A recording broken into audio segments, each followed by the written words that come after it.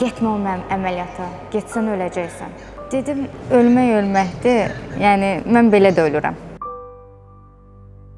Çox ələ salırdılar, həmişə dedilər gömbul, yəni dışlandığım çox olubdu. Təxminən 1-ci sinifdən sonra başladım kökəlməyə və bu get-gedə davam elədi. Çox çalışdım, özüm arıqlıyım. Yaşım az idi, amma buna baxmayaraq mən çox yaşlı görsənirdim və istədiyim yaşıma uyğun geyimlər tapa bilmərdim. Mağaza saççısı gətirir, mənə 60 yaşındakı xanımın paltarını verir ki, bu sənin razmeri var, ancaq bu paltar var. İlk şəklimdən sonra mən qərar verdim ki, artıq əməliyyat olmalıyam.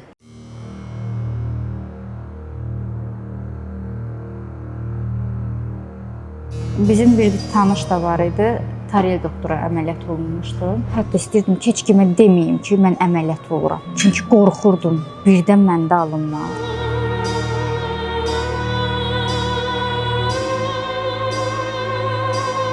Amma da düşünmədim ki, məsələn, həmin bu ərəfədə alınmaz deyə bir şey yoxdur. Yenidən həyata gəlsəydim, bu əməliyyatı daha əvvəl eləyərdim. Çünki köklüklə çox zamanımı itirmişim.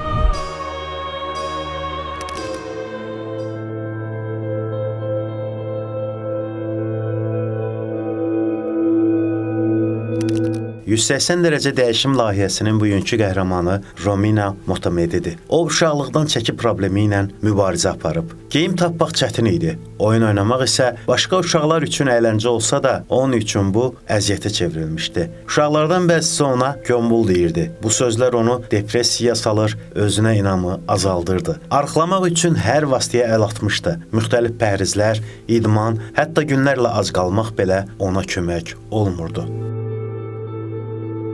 Təxminən 1-ci sinifdən sonra başladım kökəlməyə və bu get-gedə davam elədi. Çox çalışdım, özüm arıqlıyım. Elə bir dönəmlərim oldu da ki, arıqladım. 6 aya 30 kilo arıqladığım, 2 aya 18 kilo arıqladığım, amma bunların heç birində daimi bir müddətli bir şeylər olmurdu. Həmişə arıqlayırdım, kökəlirdim. Yaşım az idi, amma buna baxmayaraq mən çox yaşlı görsənirdim və istədiyim yaşıma uyğun geyimlər tapa bilmərdim. Məsələn, öz yaşlarım kimi oynaya bilmirdim, tez yorulurdum. Uşaq vaxtı məsələn çox ələ salırdılar, həmişə dedilər gömbul, yəni dışlandığım çox olubdu.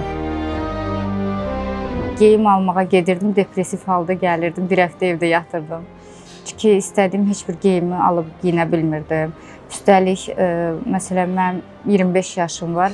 Mağaza saççısı gətirir, mənə 60 yaşındakı xanımın paltarını verir ki, bu sənin razmeri var, ancaq bu paltar var. Baxırdım ki, yəni sən bir mənə bax, paltara bax da, yəni heç olmaya duy günən ki, bu bunun onsuz da yaşına uyğun deyildi. Bunu mənə niyə verirsən? Elə olurdu ki, bütün gününə bir dənə yumurtanın ağı ilə gəzirdim. İdmana da gedirdim, hazırlığa da gedirdim. Qarşıma elə bir məqsəd qoymuşdum, mən bunu eləməliyəm. Mənim yadıma gəlir ki, həmin ərəfədə 9-cu sinifdə falan oxuyardım. Mənim acılıqdan ürəyim getmişdi, yolun ortasında. Yəni, bundan o tərəfə bir şey yoxdur. Bütün bunların fonunda sağlamlıq problemləri də qapını döyməyə başlamışdı. Şəkər xəstəliyi hər an başlaya bilərdi. Halsızlıq və təzyiqin oynaq olması onun gündəlik həyatına ciddi maneələr yaradırdı. Sadə bir iş görmək belə yorğunluq, nəfəs darlığı ilə nəticələnirdi. Şəkərə meyillilik var idi. Xüsusən də mənim işim ayaq üstə olan bir iş olduğuna görə köklük mənə çox problem yaradırdı, çox yorulurdu. Məsələn, işə gedirdim, gəlirdim, evdə heç nə eləməyə halım qalmırdı. Sonra diyeta saxlayırdım, ac qalırdım, davleniyam düşürdü aşağı, başım hərlənirdi, eləyirdi. Amma bu əməliyyatdan sonra onların heç biri ilə qarşılaşmadım. Çünki bu əməliyyat olunduqdan sonra sizin təzyiqiniz oynamır, daimi olaraq stabil qalır və bu sizə artıq problem yaratmır. Romina model kimi çalışırdı. Şəkillərdə və videolarda özünü gördükcə vəziyyətin nə qədər mürəkkəb olduğunu daha çox anlayırdı. Hətta bu yükü daşıya bilməyəcəyini hiss edirdi və günlərin bir günü doktor Tariyel Ömərov tanıdı. Ona güvəndi. Həkimin səmimiyyəti, gülərüzlüyü və insani yanaşması Rominaya əməliyyat qərarını vermək üçün lazım olan mənəvi gücü verdi. Mən ümumiyyətcə istəyirdim bu əməliyyat olmaq. İllər öncə də olmaq istəyirdim. Sadəcə olaraq ailəm icazə vermirdi. Sonra bir mağaza var idi. Çox vaxt oradan geyimlər alırdıq. Orada məni dəvət elədilər ki, bizim sima modelimiz olarsanmı? Ki, sən əynində paltarları geyindirək. O mağazanın çəkilişindən sonra mənim elə ilk şəklim paylaşıldı səhifədə. Məəttəl qaldım ki, yəni mən bu dərəcədə kökəm. Yəni mən həqiqətən belə görsəmdim. Çünki insan güzgüdə özünə baxanda heç vaxt o köklüyü hiss eləmir. Mənim Instagram səhifəmə də kimsə baxsaydı həmin kök vaxtlarımda, hamısı uzaq baş deyərdi ki, topuş bir xanımdır da, yəni bu dərəcədə kök olduğumu hiss eləməzdilər. Mən də onu görmürdüm. Ta ki o günə qədər. İlk şəklimdən sonra mən qərar verdim ki, artıq əməliyyat olmalıyam. Sonra 2 həkimlə görüşdüm. Bizim bir tanış da var idi. Tariyel doktora əməliyyat olunmuşdu. O ilə danışdıqdan sonra da Tariyel doktorla görüşdüm. O görüşdən sonra əmin oldum ki, yəni elətdirsəm mən ancaq Tariyel doktora elətdirə bilərəm. Çünki Savad öz yerində insani duyğuları mənə çox keçdi. Mehribançılığı, səmimiyyəti məni inandırdı ki, mən həqiqətən də bu köklükdən azad ola biləcəm. İlk növbədə həkimə güvənməlisən. Məsələn, çox araşdırmaqla deyil, ünsiyyət qurduğunda sənə verdiyi güvəndir. Mənə bir nəfər bir söz dedi, getmə o mənim əməliyyata, getsən öləcəksən. Dedim, ölmək ölməkdir, yəni mən belə də ölürəm. Əvvəllər əməliyyatdan qorxurdu, çünki uğursuz ola biləcəyindən narahat idi. Amma düşündü ki, alınmaz deyil. Əksinə, bu onun üçün yeni bir başlanğıc ola bilər və cəsarətini toplayıb əməliyyata girdi. Əməliyyata girməmişdən öncə hətta istəyirdim ki, heç kimə deməyim ki, mən əməliyyat oluram. Çünki qorxurdum, birdən məndə alınmaz. Amma da düşünmədim ki, məsələn, həmin bu ərəfədə alınmaz deyə bir şey yoxdur. Mütləq ki, alınacaq. Və mən öz iradəmə də belədəm və üstəlik də ki, bu əməliyyatdan da arıqlamama kimi şansın yoxdur. Mədə kismə əməliyyatlar, ümumiyyətlə bariatrik metabolik cərrah əməliyyatlardan sonra arıqlama müddəti 1-2 ildir. Yəni 12-18 ay arasında götürülür. Əməliyyatın növündən asılı olaraq, məsələn, mədə şuntlama əməliyyatlarında daha çox gedə bilər. Xüsusən Ruy üsulu ilə şuntlamada, minigastrik bypass dediyimiz tək anastomozlu şuntlamada bəzən 6-cı ayda belə dayana bilir. Mədə əksimə 10-14 aydır. Pasiyentin əməliyyatdan sonraki davranışları bunu uzada bilər, 14 aya qədər qısalda bilər. Məsələn, ancaq şirniyyat yeyən pasiyentlərdə 10-cu ayda, 9-cu ayda dayana bilir. Hormonal pozğunluğu olan pasiyentlərdə, xüsusən ginekoloji hormonal pozğunluğu olan pasiyentlərdə, hamilə əleyhinə tabletlər, hamilə əleyhinə hər hansı bir daimi mütəmadi dərman içən preparatlar qəbul edən pasiyentlərdə bu proses qısala bilir. Önəmli məsələlərdən biri budur. Amma 1 ildə arıqlama müddətimiz və 1 il ərzində pasiyent öz çəkisinin 40-60%-ni itirə bilir. Bu 40-60%-i asılıdır yenə pasiyentin o 1 il ərzində keçdiyi yol, qidalanması, hərəkət balansı. Bunlar çox önəmli məsələlərdən biridir. Normadan artıq arıqlayıb anoreksiya və kaksiyaya düşən pasiyent olmur, mümkün deyil.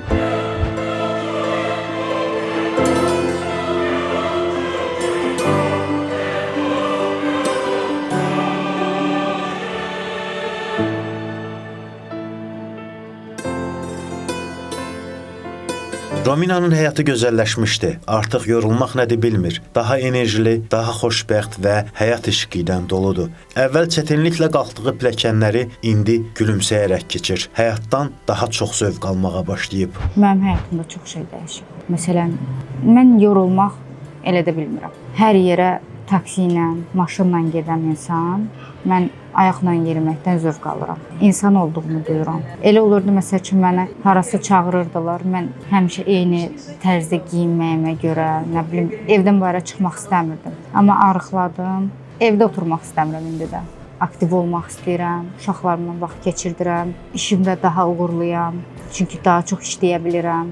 Biz gözəllik sahəsində olduğumuz üçün müştərilər həm bizim əl işimizə baxırlar, həm özümüzün gözəlliyimizə baxırlar. Mənim kök olduğum vaxtlarda xanımlar deyirdilər ki, sən çox özdən gözəlsən, sən niyə arıqlarmışsan özünü? Məsələn, bəzi vaxtlar sənə elə bir yazığı gəlirmiş. Nə olur, biraz arıqla da. Həm istəmir xətrivə dəysin, həm də onu o tərzdə deyəndə, amma daha çox incitmiş olurdu. Simamı görməyənə qədər heç kim mənim öz yaşımı verməzdi. Həmişə daha yuxarı yaşlar verərdilər. Amma indi işdə həm gəlirəm işə, həm görkəmim çox gözəldir, həm bədən figuram çox gözəldir. Məsələn, xanımlardan belə tərif eşidirəm. Romina xanım, çox gözəlsiz. İndi demirlər Siman gözəldir. Deyirlər siz çox gözəlsiz. Sonra bədən özünü toparlayır. Mən bilirdim ki, bacaracağam bunu. Kök davam eləməyəcəm həyatıma.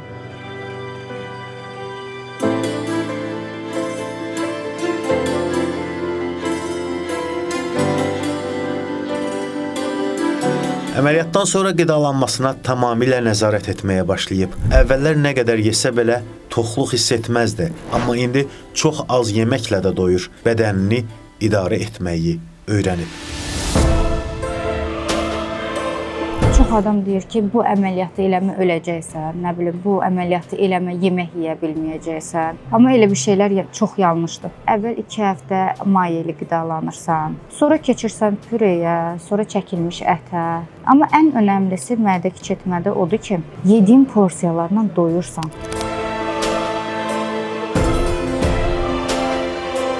Bariatrik cərrahiyyə bir pasiyentin 30 yaşında, 35 yaşında, 40 yaşında, 50 yaşında olan mədə-bağırsaq sistemin sıfırlayıb 6 aylıq uşağın vəziyyətinə gətirir çıxardır. Və biz başlayırıq, təsəvvürən bir proqram var, bir proqramı sildik, bir ağ vərəq verdik və ağ vərəqə başlayırıq yenidən proqram yazmağa. Proqram yazılma təminatımız, sadə izah eləyəcəm bunu, yorucu olmasın deyənə, 5 həftə çəkir. Yəni biz maye qidadan başlayırıq, 6 aylıq bir uşağı 3 yaşında, 4 yaşında uşağın bir mədəsinə gətirib çatdırırıq 5 həftəyə. Artıq maye qidalanmadan pasiyent tikələrə, kotletinə, kababına və yaxud da digər normal əməliyyatdan qabaqki kimi əməliyyatdan qabaqdakı formada yediyi qidalarına 5 həftəyə gəlib çatır. Amma əməliyyatdan qabaq 50 dənə yarpaq dolması yeyib doyurdusa, 5 şiş kabab yeyib doyurdusa, indi bir tişə ilə doyur.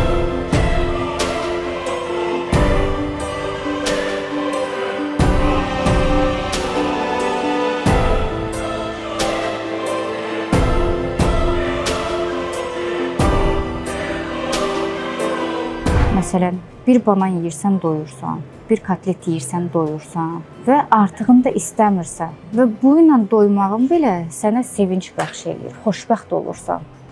Necə oldu? Mən bunu axı yedim. Normalda mən bunu yeyib doymamalıydım. Amma yeyirsən doyursan və sənə möhtəşəm bir xoşbəxtlik verir. Özünlə qürur duyursan. Deyirlər ki, mədə kiçiltmə elətdirdim, bir müddət keçdi, kökəldim. Bu niyə görədir? Məsələn, mən bir kotleti yemişəm, doymuşam. Bunu yedim, doydum, amma gözüm əgər o birisində qalıbsa, götürüb onun yarısını da belə tıxa basa əgər yedimsə, onda istər-istəməz yavaş-yavaş mədə elə bir şeydir ki, böyüyə bilər. Amma yox, bir kotleti yedin, çəkildin, gözün qalıb, 2 saat sonra gəl ye. Amma həmin vaxt yemə, onda qəti surətdə kökəlməyəcəksən. Həftədə bir fast foodumu da yeyirəm, pizzamı da yeyirəm, kebabımı da yeyirəm, hər şeyi.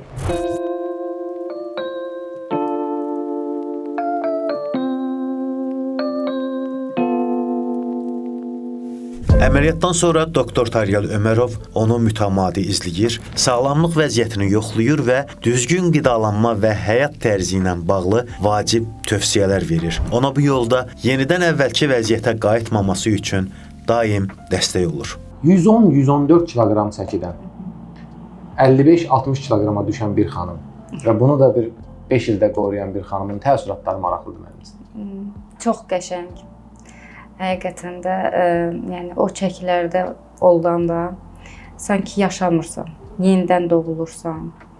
Həyat sənə tamamilə fərqliliklər gətirir. Daha hər şeyə marağın artır, xoşbəxt olursan və ən yaxşı bir şeydə ki, gözəl ana olmaq olursan. Çünki artıq çəkinin verdiyi əsəb, stres, yorğunluq, hormonal problemlər. Bəli. Onlar sənə hətta ana olmağa belə problem yaradır. Bəli. Bizdə əməliyyat olunandan sonra ilk 3 ay, hər ay kontrol olunurdu. Qan dəyərlərimiz yoxlanılırdı. Nə vitamin çatışmırsa, onlarla biz tabletka şəklində qidalanırdıq. Amma belə yavaş-yavaş 3 ay, sonra 1 ili keçəndən sonra artıq 6 aydan bir, indi ildə bir dəfə. Çünki mən artıq əslində heç ehtiyac da duymuram, yəni getməyə. Çünki mən tam sağlam insanam.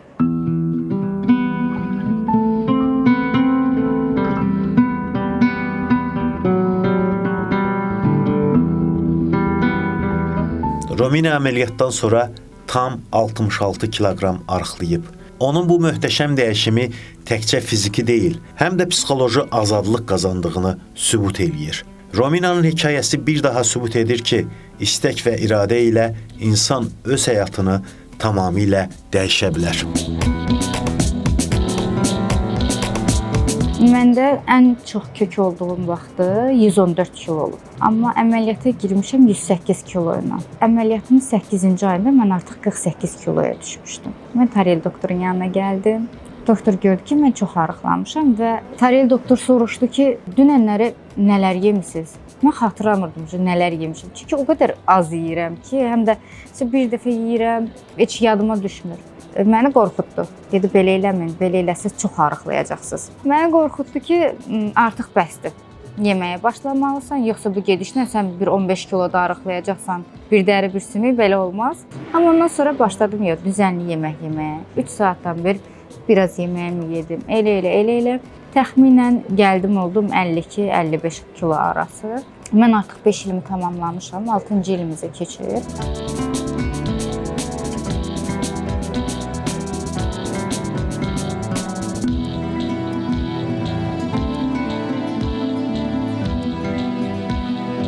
Bu çəkidə necə qaldınız? Əməliyyat elədik. Siz biz 50 kiloqrama qədər endiniz. 52, 53, hətta 48 olan vaxtlarımız oldu. Bax bu 6-cı ildir. Siz normal şəkildə qidalanırsınız, yeməyinizi yeyirsiniz, istədiyiniz hər şeyi yeyirsiniz, amma sağlamsınız və hətta bildiyim qədərilə idman da eləmirsiniz. Yox, heç bir idmanla məşğul olmuruq. Məsələn, biz necə Ramazanda o nəfsimizə qalib gələ bilirik, bu da onun kimi bir şeydir. Məsələn, mədə əməliyyatı olursan və sənə sanki ömürlük göz toxluğu gəlməlidir. Ən əsası onu qorumaq üçün gözün tox olmalıdır. Çünki biz bir bananı belə yeyəndə doyuruq. Amma önəmli olan o yarım bananda da gözünün qalmamağıdır. Onu əgər və həqiqətən də bananın yerinə başqa bir şey yeməmək, bananı yeməkdir. Aha, bəli. Həqiqətən də onu əgər artırmasalar, qəti surətdə kökəlmə olmur. Məsəl üçün kotlet deyək. Neçəsi sizi doyuzdurur? Bir kotlet. Bir kotlet doyudunuz. Bəli. Bitdi. Yəni bununla gözünüz süfrədən kəsilir və doymaq istəyirsiniz. Bəli. Hətta 5 ilin sonu üçün bu çox gözəl bir bəli. Hətta elə olur ki, bir kotletin belə ölçüsünü biraz çox eləyəndə bir loxmalıq bir şey qalır. Mənə çox deyirlər, bir loxmadır da onu atdı ağzına, nə qəd şey eləyəcək. Deyirəm, yox, mən o narahat eləyər. Mədəmi böyüdə bilər, filan eləyə bilər. Ona görə fəlsəfəsinə varız. Qəti surətdə onu eləmirəm. Əlbəttə ki, 114 kiloqramlıq bir insanın, 200 kiloqramlıq bir insanın arıqlama müddətində bir kotletlə ona verilən vitamin, zülal, protein ehtiyacı olmayacaq. Biz bu saydan biri yoxlamaqda əsas kontrol məqsədlərimiz düşən vitaminləri, düşən mineralları yerinə qoymaqdır. O vaxtda olur ki, bədənin arıqlamasını o vaxt saxlayır ki, artıq o bir kotlet hansı kiloqram çəkinin vitamin, mineral ehtiyacını ödəyirsə, pasiyent o çəkidə qalır. Yenidən həyata gəlsəydim, bu əməliyyatı daha əvvəl eləyərdim. Çünki köklüklə çox zamanımı itirmişəm.